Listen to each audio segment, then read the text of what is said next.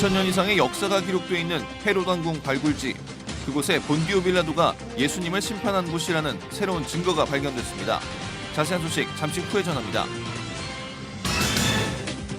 오늘 테마 인터뷰에서는 고난의 시간을 통해 하나님의 관점으로 돈에 대한 명확한 가치를 발견한 김의수 재무상담사의 솔직한 이야기를 만나봅니다. 북한 영화를 통해 그들의 삶을 들여다보는 통하라 한반도에서는 전영선 교수와 함께 북한의 명절에 대해 알아봅니다. 안녕하십니까, 양인선 목사입니다. 이번 주일은 각 교단마다 세월호 기억주일로 여러 가지 의미 있는 행사를 갖고 있는 것으로 알고 있습니다. 여전히 울고 있는 이웃이 있다는 것을 잊지 말아야겠고요. 우리가 나누어져야 할 사랑의 짐은 어떤 것일지 마음을 모으는 한 주간이 됐으면 좋겠습니다. 시청을 매거진 굿데이, 오늘은 4월 14일 화요일입니다.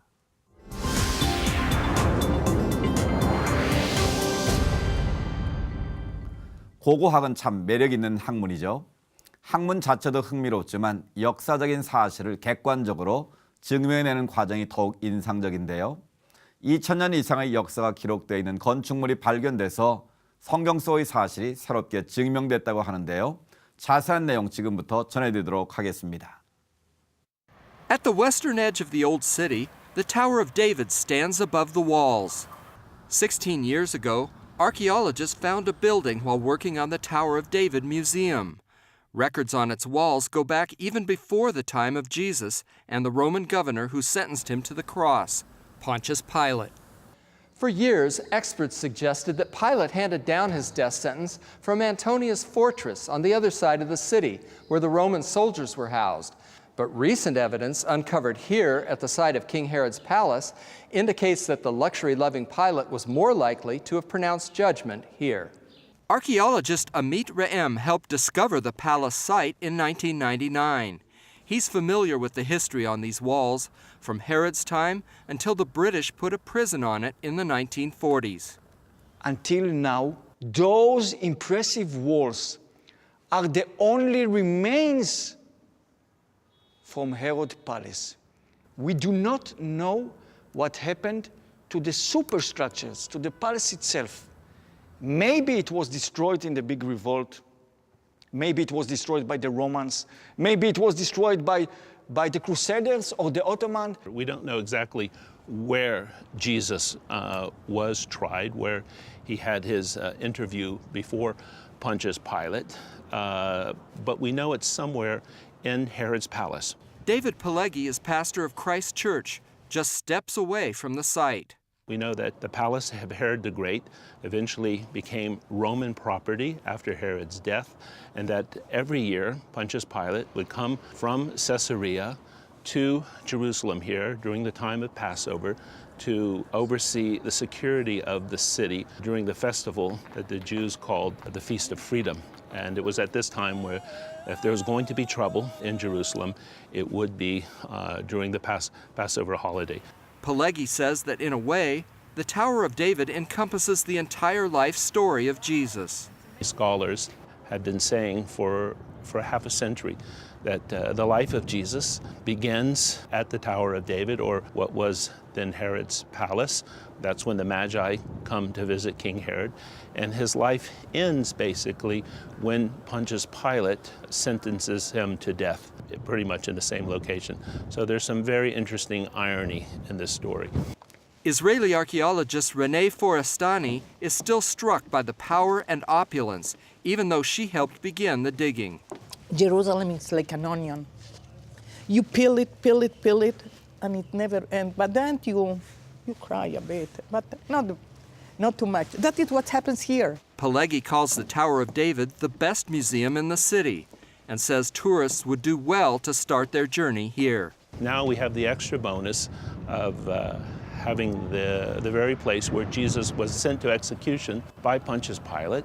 And this will help Christians better visualize those monumentous events that happened to Jesus the Messiah, Jesus of Nazareth, in the last week of his life. And just a couple of miles away, the Mount of Olives, where Scripture says he'll come again. John Wagi, CBN News, Jerusalem. 네, 참 흥미롭게 봤는데요. 고고학을 통해서 더 많은 성경 이야기들이 증명되고 2000년 전의 이야기를 현대에서 새롭게 만나볼 수 있었으면 좋겠습니다. 이번에는 선교 현장 연결하는 순서입니다. 최근 큰 태풍으로 인해서 어려움을 겪고 있는 곳이 있는데요. 바로 바누아투 공화국입니다. 그 피해가 어느 정도인지 바누아투 현지를 돕고 계신 정창직 선교사님 전화 연결해서 자세한 내용 들어보도록 하겠습니다. 선교사님 안녕하십니까? 네, 안녕하십니까. 정창직 선교사입니다. 네, 선교사님 반갑습니다. 바누아투 공화국이라는 나라에서 태풍으로 큰 어려움을 겪고 있다고 하는데요. 국가 재난을 선포했을 정도라고 하는데요. 네, 그렇습니다. 지난 3월 13일부터 15일까지 바누아투에 불어닥친 사이클론 재해로 인해서 볼드윈 런스데일 바누아투 대통령은 스테이트 오브 이머전시 비상사태를 선포하고 네. 바누아투 정부에서는 NDMO라고요. 네. National Disaster Management Office, 우리나라 말로 하면 국가재해대책본부를 설치해서 재복구에 최선을 다하고 있습니다. 네. 또 각국의 원조를 요청하고 있고 우리나라에서도 50만 달러를 지원하기로 했다는 보도가 나오기도 하고 있습니다. 네, 그렇군요. 이번 태풍의 피해를 종합해보면 세 가지로 분류할 수 있는데요. 네. 첫째는 사회 기반 시설인 인플라의 파괴입니다. 도로가 붕괴되고 전선이 끊기고 네트워크 송시신탑이 파괴되고 80여 개의 섬을 오가는 바누아투의 교통, 물류, 운송 수단인 선박들이 파손되었습니다. 네. 네, 둘째는 주택의 파손입니다. 특히 학교나 교회와 같이 바람을 많이 받는 큰 건물들이 주로 피해를 많이 입었고요. 네. 또한 개인 주택도 많은 파손을 당했습니다. 어떤 마을은 90% 이상의 집들이 무너져 내린 그런 곳도 있습니다. 예. 셋째는 가든의 훼손입니다. 바누아투 국민들의 주식은 타로, 바나나, 또 얌, 만욕, 그리고 열대 과일들인데요. 이번 태풍으로 인해서 가든의 작물들이 다 부러지거나 뽑힘으로 인해서 네. 먹거리의 손실을 가져왔다고 볼 수가 있겠습니다. 네. 바누아투 국가 전체가 큰 재난을 당한 것 같은데요. 구호 물자들은 좀 전해지고 있습니까? 네, 현재 수도에는 미국, 호주, 뉴질랜드 군 수송기와 군함들이 구호품을 싣고 와서 나눠주고 있지만 네. 주민들에게 돌아오는 구호 식량은 사실 겨우 쌀 몇 킬로에 불과합니다. 네. 이번에 제가 피해를 파악하기 위해서 수도 외에 5개 섬을 방문하고 왔는데요. 네. 외곽 섬의 상황은 수도인 포트빌로보다 더 좋지 않습니다. 네. 정규 화물 여객선이 파손을 당해서 수도에서 물건을 공급받지 못하다 보니까 상점에는 물건이 동나서 돈이 있어도 물건을 살 수 없는 그런 상황입니다. 그렇군요. 네, 그래서 이 외곽섬에는 호주군 헬리콥터가 쌀과 식수를 떨어뜨려 놓고 가는데요. 네. 그에 대한 부족 간의 의견 차이로 식량 공급은 지연되고 있습니다. 네. 또 한 가지 태풍이 지나간 지 한 달이 됐는데요. 네. 태풍 이후로 비가 오지 않아서 빗물에 의존해서 사는 밀림의 부족들은 네. 태풍과 가뭄의 이중고를 겪고 있기도 하고 있습니다. 그렇군요. 태풍이 지나간 지 이미 한 달이 되어 가는데요. 아직 피해 복구가 이루어지지 않고 또 이제는 물이 없어서 어려움을 겪고 있다니 참 안타까운 소식입니다. 바누아투는 사실 우리에게는 무척 생소한 나라인데요. 그곳에도 우리 선교사님들이 사역을 하고 계신가 봅니다. 어떻습니까? 네. 바누아투에도 우리 교민들이 진출해 있고 네. 또 몇 가정의 선교사님들이 사역을 하고 있습니다.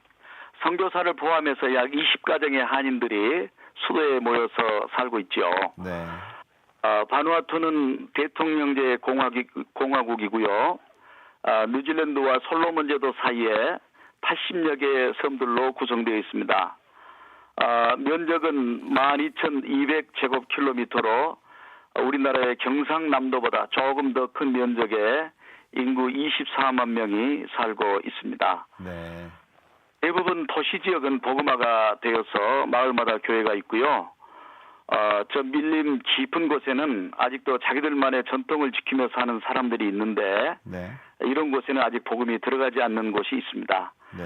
그래서 저는 바누아투 밀림의 미존도 부족 그리고 무교회 지역에 복음을 전하는 원주민 사역을 하고 있습니다.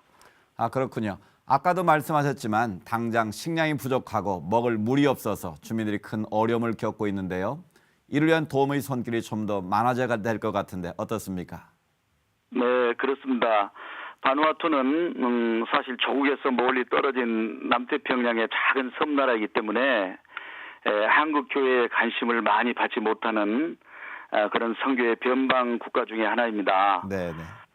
아무쪼록 조국교회 성도님들께서 기도 많이 해주시고 또 아울러 구호 지원도 많이 보내주시기를 부탁을 드립니다. 네, 네. 무엇보다도 현장에서 복구 사역을 위해 힘쓰고 있는 선교사의 안전과 건강을 위해서 기도해 주시고요. 네. 재난 현장의 신속한 회복을 위해서 필요한 물질들이 속히 지원될 수 있도록 또한 바누아투 민족의 영적 치료와 네. 고난을 통한 영적 부흥을 위해서 그리고 마지막으로 선교사들이 연합해서 이 모든 사역을 잘 감당할 수 있도록 우리 조국에서도 함께 기도해 주시기를 부탁을 드립니다. 네, 피해 복구가 속히 이루어지고 구호물자들 공급도 좀 원활해져서 주민들의 불편이 하루빨리 해소될 수 있기를 기도하겠습니다. 오늘 소식 선교사님 감사합니다. 네, 감사합니다.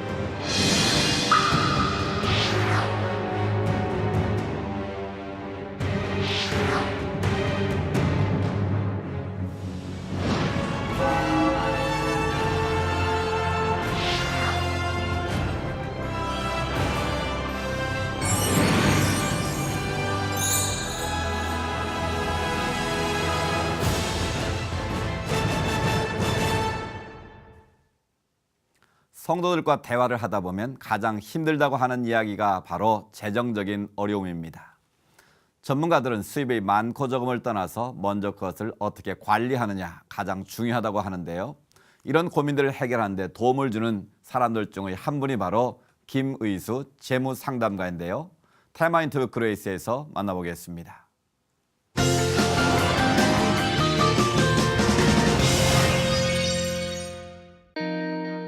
돈 걱정 없이 살 순 없을까?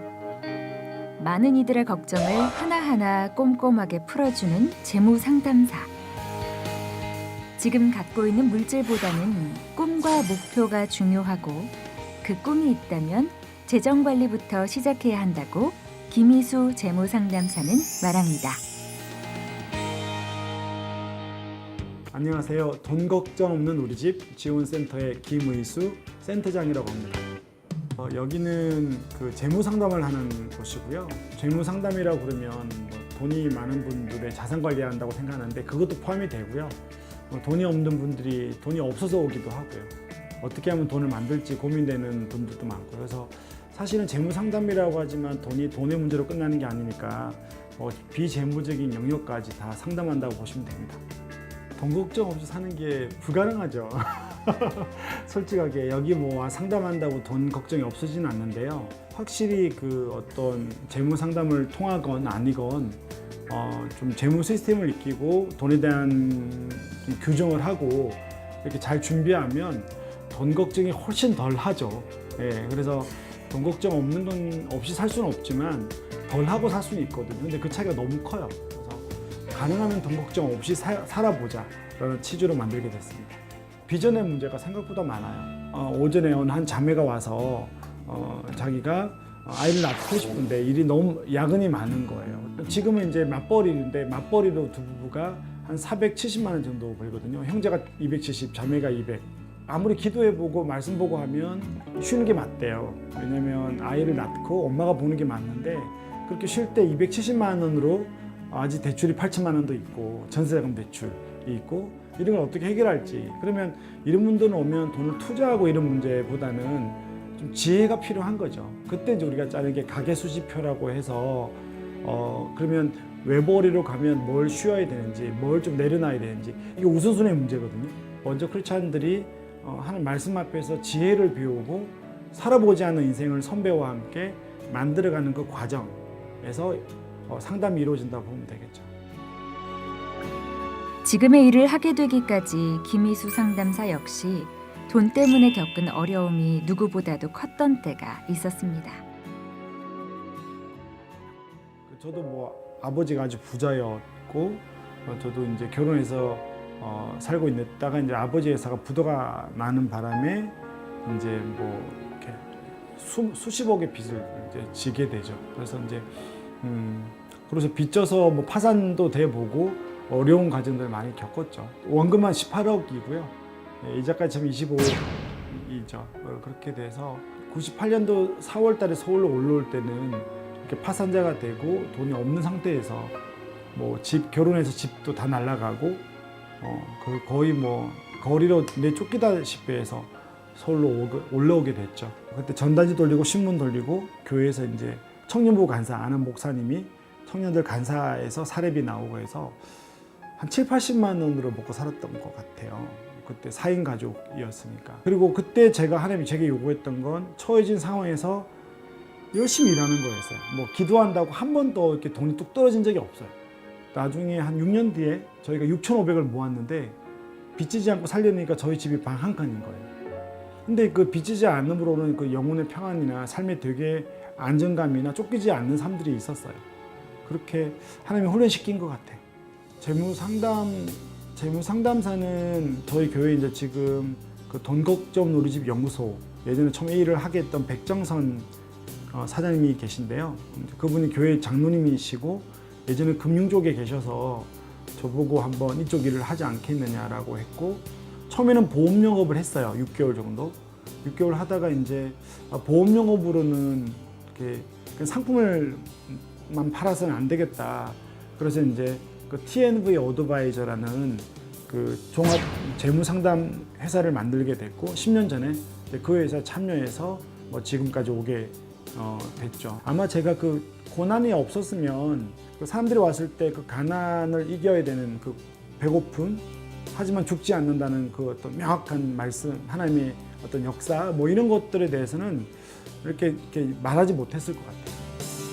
수없는 어려움을 벗어날 수 있었던 유일한 길은 어떤 요행이나 행운이 아닌 주어진 상황에서 최선을 다하는 것뿐이었습니다. 그런 고난이 없었으면 여전히 지금도 돈을 쓸 때 그냥 계획적이지 않게 쓸 것 같아요. 돈 걱정 없이 살기 위해서 이 영적인 실체들 일단은 돈으로 주는 세상적인 메시지로부터 우리가 좀 싸워야 되고 주님이 우리에게 주신 급여가 다 다를 거예요. 정말 달라요. 그러면 거기에 만족을 하면서 어떻게 준비할 건지는 전부 지혜의 문제. 뱀같이 지혜롭고 비둘같이 순결하라고 했는데 이 지혜가 좀 필요한 시대인 것 같아요. 그래서 제 사명은 많은 크리스천들에게 걱정 마라. 절대 정말로 안 죽는다. 정말로 안 죽는 말씀이 약속이 있다. 하지만 주님이 당신에게 그쪽에서 급여를 100을 주던 200을 주던 그렇게 당신을 그 자리에 보냈으면 뜻이 있고 그걸 통해서 충분히 오늘 살 수 있다. 하지만 돈을 지혜롭게 관리하고 쓰고 투자해야 된다. 일반 은총 부분까지 제가 해야 될 영역이라고 생각해서 저도 좀 사명으로 계속 기도하면서 하고 있습니다.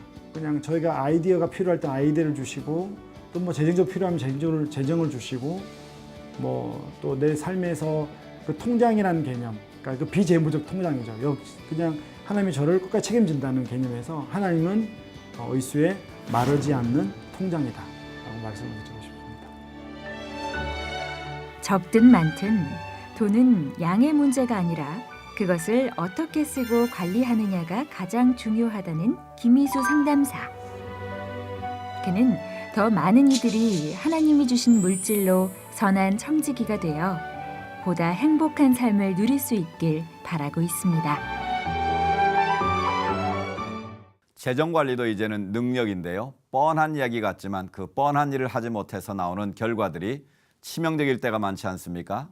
우리 각자의 재정도 이번 기회에 한 번씩 꼼꼼하게 들여다볼 수 있는 기회가 됐으면 좋겠습니다.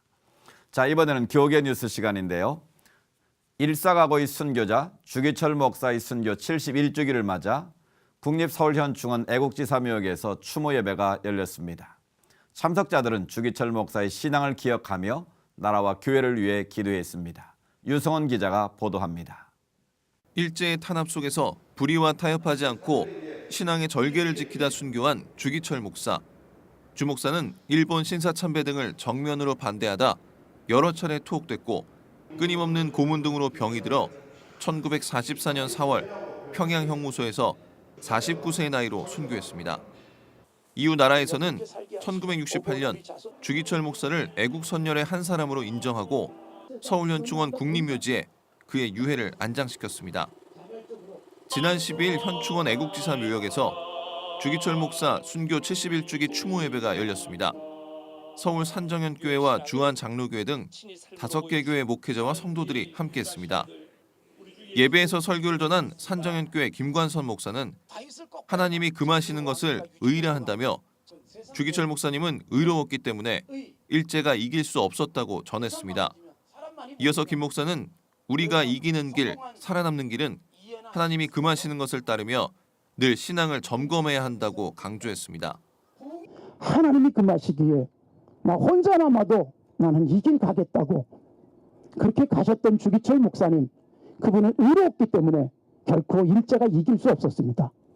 죽일 수는 있었지만 무릎을 꿇게 할 수는 없었던 것입니다. 안양교회 박규용 목사는 추모사를 통해 순교는 죽는 것이 아니라 하나님 말씀대로 사는 것이라며 위기를 겪고 있는 한국교회를 살리기 위해 우리 모두가 하나님 말씀대로 살자고 전했습니다. 주기철 목사님이 손영훈 목사님에게 가르치던 말씀이 있습니다. 순교 신앙이란 건 죽는 것을 의미하지 않는다. 하나님의 말씀대로 사는 것이 순교 신앙이다. 하나님의 말씀대로 살다가 죽을 때가 되어서 죽으면 그것을 피하지 않는 것이 순교 신앙이다. 주기철 목사 유족들은 이날 예배에서 특순으로 하나님께 영광 돌렸습니다. 유족을 대표해 인사한 주한장로교회 주승중 목사는 참석 성도들에게 감사를 전하며 주기철 목사가 마지막으로 심우한 평양 산정현교회를 빨리 재건할 수 있도록 기도한다고 말했습니다. 하루속히 평양에 올라가서 우리 모두 평양 산정현교회를 다시 재건하면서 거기서 정말 감격적으로 예배드릴 수 있는 날이 곧 올 수 있으리라 저는 믿습니다. 그렇게 기대하고 또 그렇게 믿고 기도하고 있습니다. 일사가구의 신앙으로 본이 됐던 주기철 목사의 순교가 이 시대 한국교회와 한국사회에 값진 열매를 맺을 수 있도록 의를 목적으로 삼아야겠습니다. C채널 뉴스 유성훈입니다. 제6회 414 윈도우 포럼이 교회학교 부흥 전략을 말한다라는 주제로 개최됐습니다. 이번 포럼에서는 교회학교의 침체 원인을 진단하고 실제 교회 사례를 바탕으로 선교 전략을 모색했습니다. 보도에 최은원 기자입니다. 414 윈도우 운동은 4세에서 14세 어린이 청소년을 다음 세대의 주역으로 세우고자 지난 2009년 시작된 전 세계적인 선교 운동입니다. 414 윈도우 한국연합은 매년 4월 14일을 414 윈도우의 날로 선포해 기념 포럼을 개최해왔습니다. 올해 포럼에서는 격감하는 교회학교의 현상을 진단하고 이에 대한 실질적인 대응 전략을 논의했습니다. 포럼의 첫 발제자인 장로의 신학대학교 박상진 교수는 교회학교 학생 수가 학력 인구 감소를 넘어 급감하고 있다고 분석했습니다. 2014년 발표된 교육기본 통계에서 중고등학생의 학력 인구는 지난 10년 동안 0.47% 증가했습니다. 반면 같은 해 대한예수교장로회 통합총회에서 발표한 교세 통계에 따르면 교회학교의 중고등부 학생 수는 12.3% 감소한 것으로 나타났습니다. 박 교수는 교회학교 감소의 근본적인 원인으로 소통의 부재와 교회학교 교사의 영성 약화, 왜곡된 교육열, 교회에 대한 신뢰도 하락, 패러다임의 한계 등을 꼽았습니다. 그 위기는 숫자가 줄었으니까 숫자를 늘려야 된다라고 하는 식으로 해결될 수 없는 성질의 위기일 수도 있다고 하는 거예요. 이번 포럼에서는 재정과 인력 등 교회의 자원을 다음 세대 선교를 위해 집중적으로 투입해야 한다는 의견이 대체적이었습니다. 또한 교회학교 부흥을 위한 구체적인 활동으로 초등독서 프로그램과 교회 진로교육, 공부방 운영 등 다양한 사례들이 소개돼 눈길을 끌었습니다. 아마 재정이라든지 인력이라든지 그 교회 자원에 적어도 많은 포션을 전에는 장년들한테 썼다면 이것을 좀 더 어린이 청년한테 씀으로써. 한편 414 윈도우 연합은 신임 대표회장으로 한동된 장승훈 총장을 선임했습니다. 414 윈도우 연합 장승훈 신임 대표회장은 교회와 협력해 교회 학교를 위한 좋은 인력과 컨텐츠를 개발해 나가겠다고 포부를 밝혔습니다. C채널 뉴스 최은원입니다. 이어서 그 밖의 교계 소식 전해드립니다. 대한예수교장로회 통합총회 사회봉사부가 지난 10일 한국교회 100주년 기념관에서 장애인 신학 출판 감사 예배를 드렸습니다. 장애인 신학은 한국기독교 교단에서는 처음으로 출판된 책으로 장애인 선교와 정책, 복지 등의 내용이 담겼습니다. 이날 예배에서는 총회 사회봉사부 부장 우영수 목사가 복음의 능력이라는 제목으로 말씀을 전했습니다. 이후 장애인 신학 경과보고와 집필자 소개, 책 소개 등이 이어졌으며 서울대학교 조웅식 교수가 장애인 신학에 대한 서평을 했습니다. 집필지는 한일장 신대 최은하 교수와 명성교회 최대열 목사 등 장애인 선교 전문가인 신학대학교 교수와 목회자 12명이 참여했습니다. 한편 예장통합총회는 지난 2011년부터 장애인 신학의 정립을 위해 다양한 신학 포럼을 개최해왔습니다.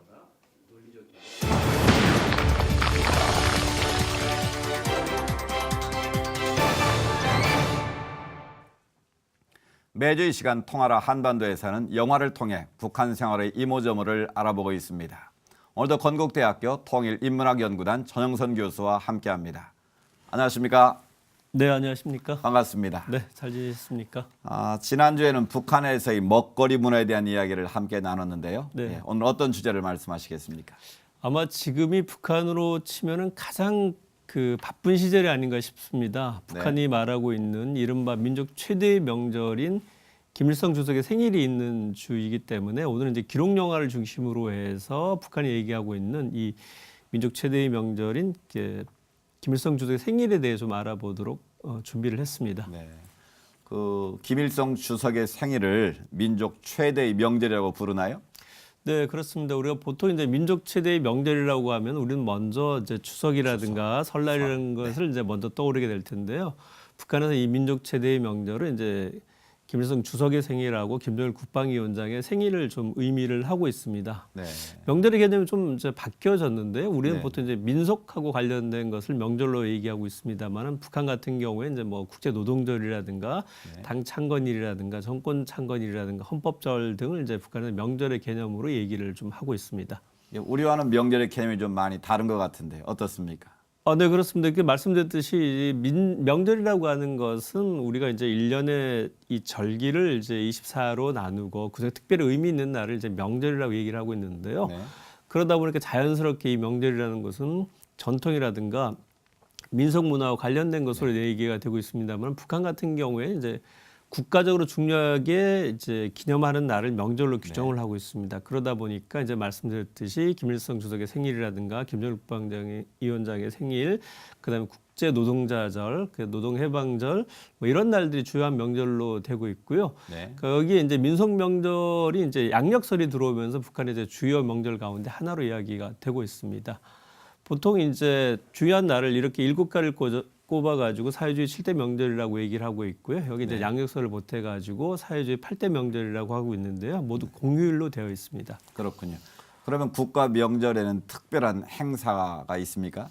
뭐 대부분의 행사들이 이제 거의 할 수 있는 모든 행사들이 진행이 된다고 볼 수가 있을 것 같은데 가장 일반적인 행사는 북한 주민 전체가 평양 시민들을 포함해가지고 평양 시민 같은 경우에 이제 주로 만수대 언덕에 있는 김일성의 어떤 동상이라든가 그다음에 이제 혁명열사릉이라든가 애국열사릉을 찾아가서 헌화하는 것이 기본적인 이제 행사로 되어 있습니다. 네. 그건 의무적으로 가서 헌화를 해야 되는 건가요? 뭐 분위기상 의무화돼 있다고 봐야 될 것 같고요. 뭐 이게 법적으로 강제하고 있지는 않지만 도덕적으로 규제하고 있기 때문에 그리고 이제 주요 기관과 단체별로 행사를 하는데 개인이 빠질 수는 없기 때문에 북한 주민 전체가 그날은 기본적으로 헌화하고 참배하는 것부터 해서 행사를 한다고 할 수 있습니다. 그렇군요. 김일성과 김정일 생일이 가장 중요하다고 하셨는데 어떤 차이가 있습니까? 뭐 기본적으로 보면 이제 최고 지도자의 생일을 북한의 최고 명절로 한다는 점에서는 큰 차이는 없고요. 네. 대부분의 행사들이 이제 이 기간에 집중이 되어 있습니다. 김일성 주석의 생일 같은 경우에 이제 1974년도에 이제 민족 최대의 명절로 규정이 됐고요. 네. 그리고 나서 이제 김정일 국방위원장 생일 같은 경우 75년도에 임시 휴무일로 되었었다가 이제 80년대 중반에 들면서 이제 정식적인 공휴일로 제정이 됐고요. 북한은 이제 김정일 국방위원장의 생일인 2월 16일부터 시작해가지고 김일성 주석의 생일인 4월 15일까지 2달 동안이 이제 전체 축제 기간이라고 할 수가 있고 이 기간 내에서는 축제 분위기를 살리기 위해서 각종 행사라든가 뭐 연주회라든가 체육대회 같은 것들이 북한 전역에 동시에 일어나고 있습니다. 그렇군요. 4월 15일은 김일성의 생일인데 태양절이라고 하는데 무슨 특별한 이유가 있는 겁니까? 뭐 기본적으로 이게 태양절이라고 명명한 것은 이제 민족의 태양인 김일성 주석의 생명이 오랫동안 영생해야 된다는 의미를 좀 담고 있다고 할 수가 있을 것 같고요. 네. 태양절이라고 이제 명칭을 바꾸면서 북한에서 이제 김일성 주석과 관련된 동상이라든가 이 기념물 전체를 이제 태양상이라고 규정을 했습니다. 네. 그렇게 규정한 걸로 봐서도 북한에서 이렇게 살아있는 어떤 지도자의 이미지를 각인하고자 이렇게 태양절이라고 명명하였다는 것을 알 수가 있습니다. 그 명절의 행사도 참 다양하고 규모가 대단할 것 같은데 어떻습니까? 뭐 북한에서 할 수 있는 모든 행사들은 이제 그때 다 한다고 할 수가 있는데요. 기본적으로 보면은 뭐 중성의 편지 이어 달리기라든가 그다음에 이제 미술 전시회, 그다음에 이제 음악 연주회, 그다음에 뭐 답사행군, 체육대회, 기본적으로 각 단체나 지역별로 충성의 맹세라든가 이런 기념대회를 이제 전국에서 동시에 하고 있고요. 학예학직 수여식이라 그래서 우리는 보통 이제 졸업식 같은 경우를 이제 학기에 맞춰서 하는데 이 날에 맞춰 가지고 박사학위라든가 석사학위 주는 행사들도 동시에 벌어지고 있습니다. 학위를 주는 것도 거기에 맞춰서 주는 그렇습니다. 거죠. 그럼 북한 내에서는 다른 또 어떤 행사들이 있습니까? 뭐 북한 내에서 하는 행사 중에서는 4월에 하는 행사들은 이제 유일하게 북한에서 매년마다 정기적으로 하는 큰 행사가 하나 있는데요. 4월에 보면 친선 국제 예술 축전이라는 행사를 진행을 하고 있습니다. 네. 그 이제 김일성 주석의 70회 생일이었던 1982년부터 시작이 된 북한 내에서 벌어진 이제 국제 문화예술 경연대회라고 할 수가 있습니다. 네. 그럼 주목할 만한 행사들도 많이 있을 것 같은데 어떤 것들이 있습니까? 말씀드렸듯이 보고대회라든가 체육대회라든가 미술 전시회, 그다음에 김일성화 전시회 같은 행사들이 있는데요. 각 부문 집회들도 있지만 역시 가장 주목할 만한 행사는 이 4월에 보면 친선예술 축전 행사가 아닌가 싶습니다. 네. 그러니까 북한에서 벌어지는 행사 중에서는 거의 유의한 2개밖에 없는 이 국제 행사이기 때문에 특히 주목한다고 할 수가 있을 것 같고요. 뭐 보통 이제 한 40여 개 국가 중에서 한 80여 개 정도 국가가 단체가 참여하는 북한에서는 보기 드문 국제 문화 행사라고 할 수가 있습니다. 그럼 북한에서 열리는 국제 문화 행사라고 봐도 되는 겁니까? 그렇습니다. 보통 북한에서 벌어지는 국제 문화 행사는 한 2개 정도가 있는데요. 하나는 이제 말씀드렸듯이 매 4월에 열리는 4월에 보면 친선 예술 축전이라고 하는 대회가 있고요. 그다음에 이제 경연제로 10월 달에 열리는 평양 영화 축전이 있습니다. 두 행사가 북한이 이제 대외적으로 보이는 국제 행사인데요. 특히 4월에 보면 친선 예술 축전 같은 경우는 북한의 모든 역량을 투입해가지고 관계가 있는 나라들의 예술 단체를 초청을 하는데 말씀드렸듯이 한 40여 개국에서 80여 단체가 와서 한 일주일 정도의 행사를 합니다. 평양하고 함흥 지역에서 각종 예술대회 경연대회를 벌이는데요. 뭐 연주라든가 그다음에 이제 뭐 가요 합창 경연대회를 해가지고요. 시상대회도 하고 그렇게 되어 있습니다. 대단히 규모가 큰 것 같은데요. 그러면 김정일 국방위원장 생일은 어떻습니까? 뭐 말씀드렸듯이 이제 명칭 자체가 민족 최대의 명절이고요. 하는 행사들은 되게 이제 비슷합니다. 다만 이제 김정일 국방위원장 생일 같은 경우에 이제 정일봉 답사 대회라든가 그다음에 김정일 국방위원장이 태어났다고 하는 백두 미령을 이제 답사하는 행사들도 이어지고 있고요.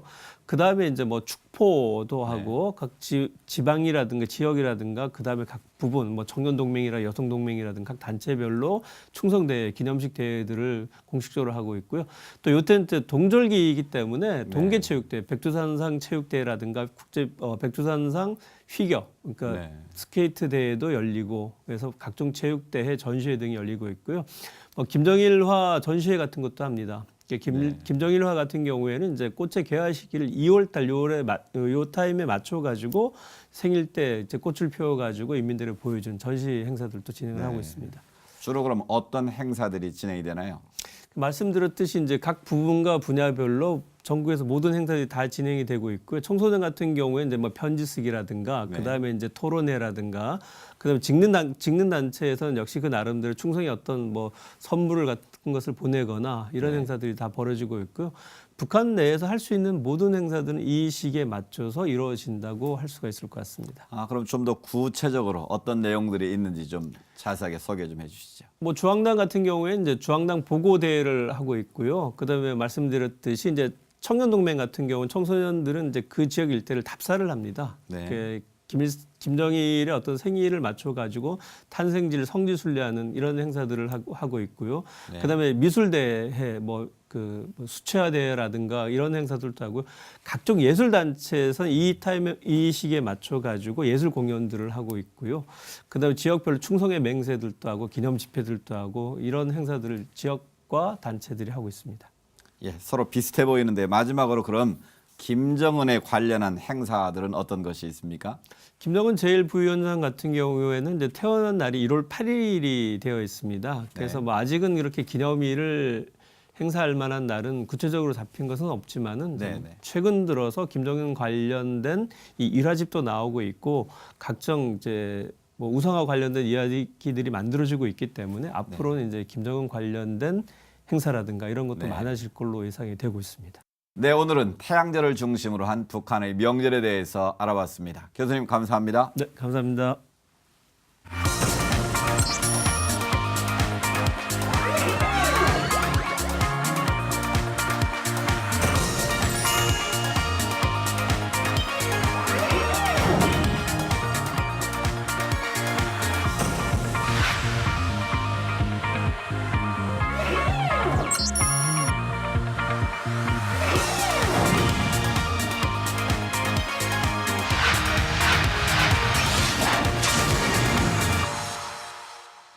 시채널 매거진 굿데이는 여러분이 직접 참여할 수 있는 방송입니다.